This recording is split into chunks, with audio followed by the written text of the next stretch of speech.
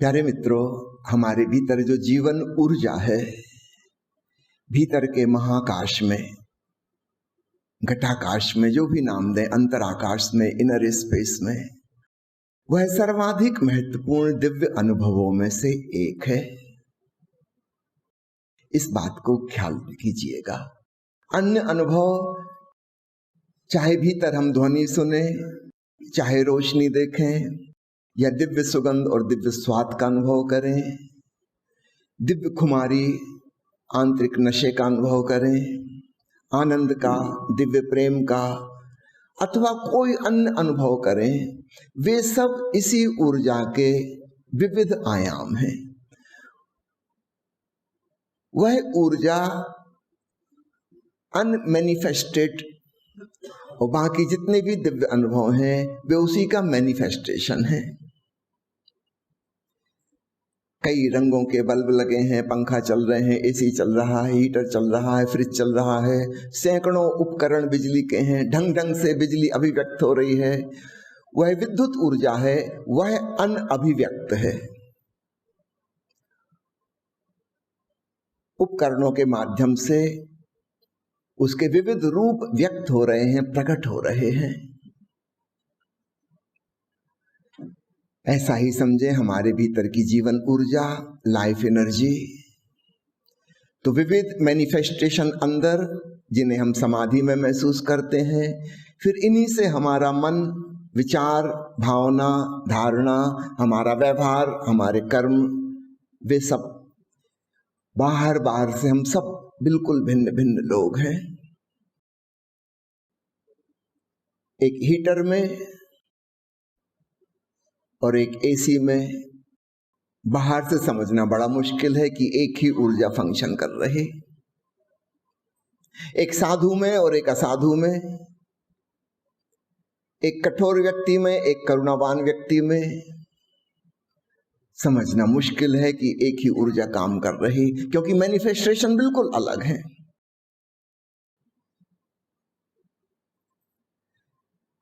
साधक को धीरे धीरे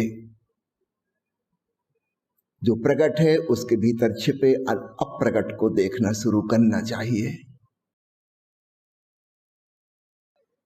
केवल प्रकट की खोजबीन हमने की तो हम वैज्ञानिक हो सकते हैं, प्रकृति के नियम खोज सकते हैं, पदार्थ के नियम खोज सकते हैं। अगर हमने अप्रकट को मुख्य बिंदु बनाया, वो जो भीतर छिपा है सबके,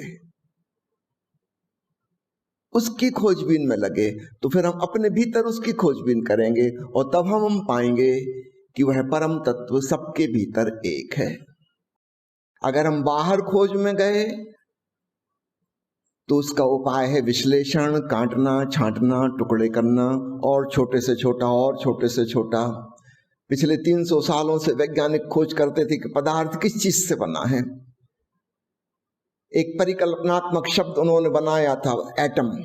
एटम का मतलब, अगर किसी चीज को हम तोड़ते जाएं तोड़ते जाएं तोड़ते जाएं, एक जगह ऐसी आएगी जब इससे और छोटा टुकड़ा नहीं हो सकता, तो वह है बेसिक बिल्डिंग ब्लॉक। उसका नाम एटम रखा था। तो जब खोजबीन आगे होती गई, एटम पर पहुंच गए। उस समय लगा कि यही है एटम, इसके आगे अब और नहीं तोड़ सकती, फाइनल, इसी से सारा विश्व बना है। धीरे धीरे धीरे पता चला कि एटम भी तोड़ लिया गया और सब एटॉमिक पार्टिकल्स मिल गए, और उनकी भी बड़ी वैरायटी मिल गई। अब कहते आज भी हम उसको एटम है, परमाणु, पर कहना नहीं चाहिए, क्योंकि अब वो परम अणु नहीं बचा। अब तो उसके भी विभाजन हो गए, बहुत विभाजन हो गए, फिर भी पुराना नाम चल रहा है। मैं आपसे कहना चाहता हूं, अगर हमने प्रकट चीजों को खोजबीन की तो हम छोटे से छोटे खंड में पहुंचते जाएंगे, टुकड़ा और छोटा और महीन, फाइनल सब पार्टिकल्स का भी। और विश्लेषण करने पे पता चला कि सिर्फ ऊर्जा की तरंगें हैं, वाइब्रेशंस ऑफ द एनर्जी। अध्यात्म की दृष्टि उस तत्व को खोजती है जो हम सबको बांधे हुए है, जोड़े हुए है, जो हम सबके भीतर छुपा हुआ है। जब हम इसकी खोज करते हैं तो हम बड़े से बड़े पर और बड़े पर पहुंचते जाते हैं। इसकी विधि है जोड़। जोड़ को ही संस्कृत में कहते हैं योग। इसलिए अध्यात्म की विधि योग है, संश्लेषण है, जोड़ है। विज्ञान की विधि तोड़ है।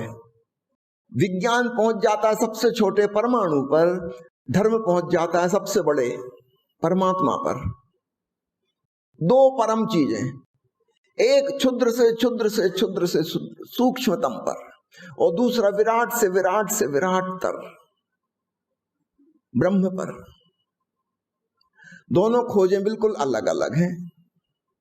ये दो सत्य की खोज की दिशाएं हो सकती हैं।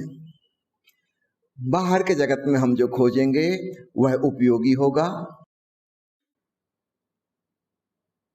लेकिन उससे कोई आनंद फलित नहीं होगा, कोई शांति नहीं मिलेगी। भीतर जब हम विराट की खोज में जाएंगे तो उसका परिणाम शांति और आनंद होगा। हाँ, उससे कोई सुविधा पैदा नहीं होगी, कोई धन पैदा नहीं होगा, उससे कोई संपन्नता नहीं आएगी, उससे कोई लंबी उम्र नहीं हो जाएगी, कोई चिकित्सा विज्ञान नहीं आ जाएगा, बाहर के सुख साधन नहीं हो जाएंगे। विज्ञान की खोज से बाहर की सुविधाएं होंगी, भीतर की खोज से शांति और आनंद की उपलब्धि होगी। ये दो खोज की दिशाएं हैं, एक संश्लेषण की, एक विश्लेषण की, एक जोड़ने की, एक तोड़ने की। तो जब हम अपने भीतर जाएं तो जिन चीजों से तोड़ा जाता है उनको हम अलग करें। तर्क जो है तलवार की भांति है, इसलिए पतंजलि कहते हैं निर्वितर्क समाधि में जाओ। विचार छेनी हथौड़े की तरह है। विचार का काम ही विश्लेषण है, काट छांट है, खंड खंड चीजों को बांटना, लेबल लगाना, ये विचार का काम है। ये भीतर काम नहीं आएगा, बाहर दुनिया में बहुत काम आएगा, भीतर काम नहीं आएगा। इसको ड्रॉप करो, निर्विचार समाधि। भीतर उस चीज को खोजो जो हमें जोड़ रही है, और तब प्रेम का तत्व काम आएगा। वो जोड़ता है, और उस प्रीति के तत्व को जब हम अपने अंतरतम की जीवन ऊर्जा के संग जोड़ते हैं तो अनन्यता, एकात्मीयता फलित होती है। वरना शुरू में हमको लगेगा कि हम किसी को जान रहे हैं, हम उससे भिन्न हैं, हम उससे एकात्म नहीं हो पाएंगे। प्रेम का तत्व जोड़ने वाला है। जिसे हम प्रेम करते हैं उसके साथ हमें लगता है कि हम एक ही हो गए, दो रहते हुए भी एक हो गए। तो अपने भीतर के आंतरिक अनुभवों से, जीवन ऊर्जा से, ओंकार से, आलोक से एकात्मीयता साधो।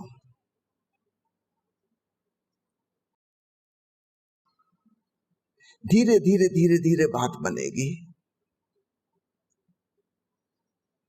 प्रेम भाव से उसमें मगन हो जाओ। याद रखना, हमारा जो आइडेंटिफिकेशन अपने तन और मन से हो गया है वो भी लंबे समय में धीरे धीरे धीरे धीरे हुआ है। जब आप पैदा हुए थे आपका कोई नाम नहीं था, फिर माता पिता परिवार के लोग एक विशेष नाम देकर आपको पुकारने लगे। पहले आपको नहीं पता था कि ये आपका नाम है, लेकिन जब बार बार बार बार बार बार वही नाम आपके लिए बोला जाता था, फिर आपको समझ में आना शुरू हुआ कि अच्छा मुझे बुला रहे हैं। फिर आप उस नाम के साथ आइडेंटिफाइड हो गए। आपको नहीं पता था आपकी शक्ल सूरत कैसी है। फिर आप थोड़े बड़े हुए और आईना देखा। पहली बार में आपको नहीं पता था कि ये आपकी छवि है, आप समझते थे कोई और है आईने में। छोटे बच्चे अक्सर खेलने लगते हैं कि कौन बच्चा है ये, पकड़ने की कोशिश करते हैं, कुछ पकड़ में नहीं आता, आईने से हाथ टकरा जाता है। आईने के पीछे जाके खोजते हैं कि पीछे छुपा है कोई। उसको थोड़ी पता कि ये मेरी शक्ल सूरत नजर आ रही। लेकिन बार बार बार बार बार बार देखते देखते फिर ख्याल में आता है कि अच्छा ये मेरी ही रिफ्लेक्शन है। फिर हम बड़े होते गए, विशेष जाति, विशेष धर्म, विशेष फिलॉसफी, विशेष राजनीतिक विचारधारा, फलानी पार्टी के हैं हम, ढका पार्टी के हैं, ये संप्रदाय हमारा, उन सब से हमारा आइडेंटिफिकेशन होता गया। आपके पिताजी आपको पकड़ के मंदिर में ले जाने लगे, आपको थोड़ी पता था क्या है, लेकिन जाते जाते जाते जाते आपको लगने लगा मेरा मंदिर, मेरे देवता। कहीं और आपको ले जाते तो आपको वो लगने लगता।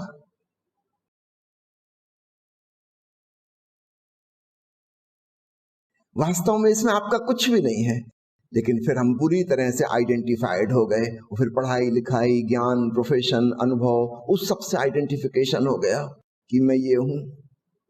एक छवि बन गई जिसे हम अहंकार कहते हैं। दूसरे मुझको जैसा जानते हैं, उसका नाम अहंकार। दूसरे हमको वैसा जाने, वहां तक तो ठीक। मुसीबत क्या है, हम भी खुद को वैसा समझने लगे। अभी थोड़े दिनों पहले मैं किसी अभिनेता का इंटरव्यू पढ़ रहा था। उसने एक लंबे सीरियल में राजा का रोल निभाया। वो सीरियल काफी लंबा चला। तो अभिनेता को पूरी तरह से एक आत्मीयता करनी पड़ती है, जो रोल निभा रहे हैं उनको महसूस करना पड़ता है कि मैं वही हूं, तभी अच्छे से वो खेल अभिनय चलता है। अगर उसकी पूरी भावना उससे नहीं जुड़ी तो फिर अच्छा अभिनय नहीं हो पाएगा। तो अभिनेता को, अभिनेत्री को इस चीज में कुशल होना पड़ता है कि जो भूमिका उनको दी गई है वो महसूस करें कि ये वास्तव में वही है। तो चूंकि कई साल वो सीरियल चला, वो सम्राट का उसने रोल किया, फिर जब सीरियल खत्म हो गया तब बड़ी मुश्किल हो गई। उसके परिवार के लोग परेशान है, वो अभी भी सम्राट की तरह व्यवहार करता है।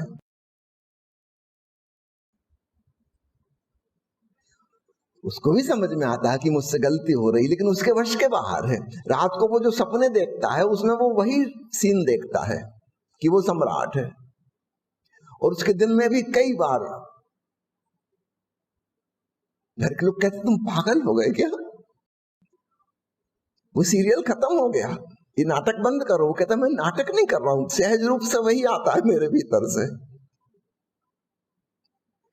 लंबी देर हो गई नाटक करते करते करते, आइडेंटिफिकेशन हो गया। जो स्थिति उस अभिनेता की है ऐसी हम सब की है। बचपन से एक खास रोल हमें दिया गया, उसे करते करते करते करते हम वो हो गए। एक लड़की का जब विवाह होता है और वो ससुराल जाती है, अब एकदम से रोल चेंज हुआ, बड़ी मुश्किल खड़ी हो जाती है। मायके में एक अलग रोल था, ससुराल में एक नई भूमिका निभानी है। इसमें एडजस्ट होने में वक्त लगेगा।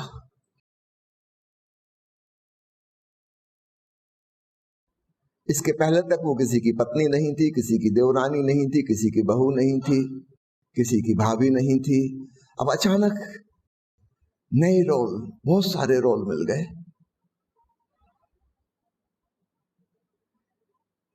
बहुत से लोग एडजस्ट नहीं कर पाते, परिवार टूट जाता है। विशेषकर आज के युग में जब शादी की उम्र आगे बढ़ती जा रही है, 25-30 साल में तो पोस्ट ग्रेजुएशन और डॉक्टरेट हो पाती है, उसके बाद नौकरी की तलाश चलती है। अक्सर 30 साल के बाद शादी हो रही है, तब तक वो रोल बिल्कुल फिक्स्ड हो चुका। पुराने जमाने में कम उम्र में जब फ्लेक्सिबिलिटी थी, तब नया रोल पकड़ा दिया जाता था तो आसानी से उसमें ढल जाते थे।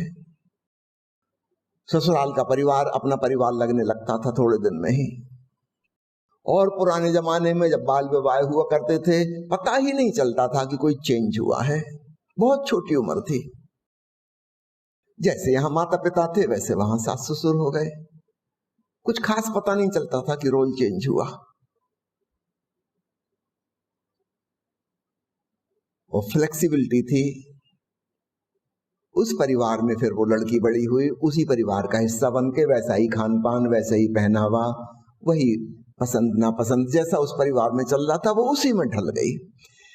अब एक लड़की 35 साल के बाद एक नए परिवार में जा रही है, इसका माइंड में सब कुछ फिक्स्ड हो चुका है, पसंद नापसंद, अच्छा बुरा, जो भी धारणाएं हैं वो सब फिक्स्ड हो चुकी हैं।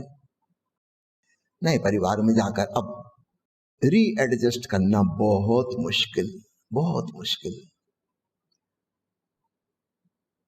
जितनी शादी की उम्र आगे खिसकती जाती है उतना ही परिवार टूटते जा रहे हैं। प्रेम का तत्व तो विकसित हुआ नहीं, वो तो किसी स्कूल कॉलेज में सिखाया नहीं गया, बुद्धि सिखाई गई, विचार सिखाए गए, वो बहुत मजबूत हो गए, और वो विश्लेषक हैं, वो तोड़ने वाले हैं। इतनी बुद्धिमान लड़की पढ़ी लिखी नए घर में जाके एडजस्ट कर पाएगी, बहुत मुश्किल।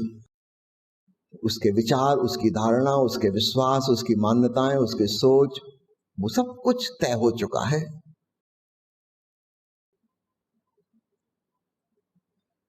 और प्रेम की तो कोई पाठशाला कहीं है नहीं जहां उसने जुड़ना सीखा हो।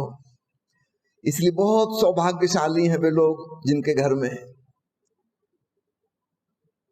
सास बहू में एडजस्टमेंट हो जाए। अब तो मुश्किल हो गई कि पति पत्नी तक में एडजस्टमेंट संभव नहीं, दूसरों की तो छोड़ो,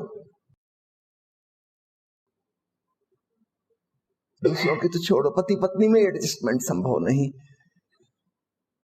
बंगाल तरफ में देखता हूं, वहां 40 साल 45 साल में युवक की शादी होती है, उनको युवक कहना भी क्या कोई अर्थ ही नहीं रखता।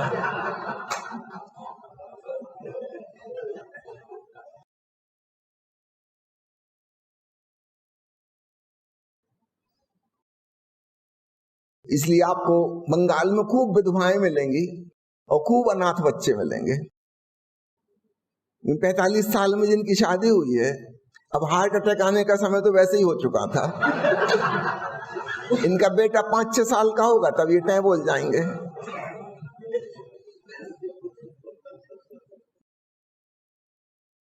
मदर टेरेसा ने बंगाल में क्यों खोलाना था? इतने अनाथ वही हैं, सबसे ज्यादा विधवाएं वही हैं। लंबा एज डिफरेंस पति पत्नी का, उतने में तो जनरेशन गैप खड़ा हो गया। ये पति पत्नी क्या एक दूसरे के प्रति एडजस्ट कर पाएंगे? वो तो पुरानी पीढ़ी और नई पीढ़ी जैसे एक दूसरे के दुश्मन है, कोई सोच विचार मैच नहीं करता। तो प्यारे मित्रों, इन दो बातों पर विशेष ध्यान दे चाहूंगा आपका। बाहर की खोज तोड़ने से, विचार से, विश्लेषण से, तर्क से होती है, और उसका परिणाम है परमाणु, छोटे से छोटा। भीतर की खोज प्रेम से, जोड़ने से, योग से होती है, और उसका परिणाम है विराट से विराट परमात्मा। हम मनुष्य का होना कहीं मध्य में है, बीच में है। अब हम किस तरफ से यात्रा करेंगे हम पर निर्भर है।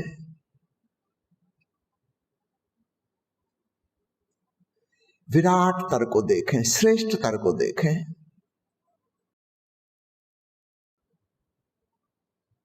वैज्ञानिक से कुछ भी पूछो, वो तोड़ फोड़ के हर चीज को केमिस्ट्री से और फिजिक्स से समझा देता है, हर चीज को बिल्कुल तुच्छ बना देगा। लैला मजनू पहुंच जाए, उसके पास की बड़ा प्रेम हो गया, ऊपर से निकाल के बता देगा ये हैं केमिकल्स, हार्मोन्स हैं। ये हार्मोन्स में 3 चीजें मुख्य हैं, ऑक्सीजन, हाइड्रोजन और कार्बन। लो, खेल खत्म, प्रेम गायब हो गया। प्रेम जैसी कोई चीज नहीं है, ये केमिकल था, वो टेस्ट ट्यूब में निकाल के दे देगा, ये है, रख लो। वो क्षुद्र पे पहुंच जाएगा, और क्षुद्र की पकड़ में विराट कभी नहीं आएगा। आप सब जानते हैं प्रेम था, लेकिन किसी प्रयोगशाला में पकड़ में तो नहीं आता। महत्वपूर्ण चीज कभी पकड़ में नहीं आएगी, काटने पर वो खत्म हो जाती है। आप एक फूल का विश्लेषण करो, सारे केमिकल्स मिल जाएंगे, रंग मिल जाएंगे, पिगमेंट्स मिल जाएंगे, कितने % पानी था पता लग जाएगा, कितने % हवा थी पता लग जाएगा। वो जो सौंदर्य था, वो जो नाजुकता थी, बस वो नहीं मिलेगी, वो खत्म हो गई। एक जिंदा आदमी, चलता फिरता बुद्धिमान आदमी, उसका अपन पोस्टमार्टम करके पता लगाएं कि क्या क्या है, तो लिवर मिल जाएगा, किडनी मिल जाएगी, हड्डी मिल जाएंगी, बुद्धिमत्ता कहाँ है? हम कहेंगे बकवास, सब कोई बुद्धिमत्ता नहीं थी, हमको तो नहीं मिला, ना कोई प्रेम मिला, ना कोई बुद्धिमत्ता मिली, कुछ भी नहीं था। ये है अस्थि पंजर, देख लो। विज्ञान जिस तरकीब से चल रहा है उसमें केवल अस्थि पंजर हाथ आएंगे, जीवन खो जाएगा। अंतर यात्रा हमें जो करनी है वो संश्लेषण की है, योग की है। तोड़ तोड़ के नहीं देखना है, जुड़ जाना है। हम जिसे जान रहे हैं उसके साथ आइडेंटिफाइड हो जाना है, वह हमारा स्वरूप है। लेकिन चूंकि हम अपने अहंकार से आइडेंटिफाइड हो चुके हैं, कई साल बीत चुके, तो ये जो चेंज ऑफ आइडेंटिफिकेशन है इसमें समय लगेगा। जो मैंने उदाहरण दिया, एक बहू ससुराल में जाके कैसा महसूस करती है, सब पराये लगते हैं। लेकिन अगर वह प्रेम पूर्वक वहां रिलैक्स होकर जुड़ती जाए, फिर उसको यही अपना घर लगने लगता है। ये सब लोग अपने लगने लगते हैं। धीरे धीरे धीरे मायके से नाता क्षीण होता जाता है, ससुराल अपना घर लगने लगता है। फिर भी मायके जाएगी मेहमान की तरह, कभी कभार असली घर ससुराल है, ऐसा हो जाएगा।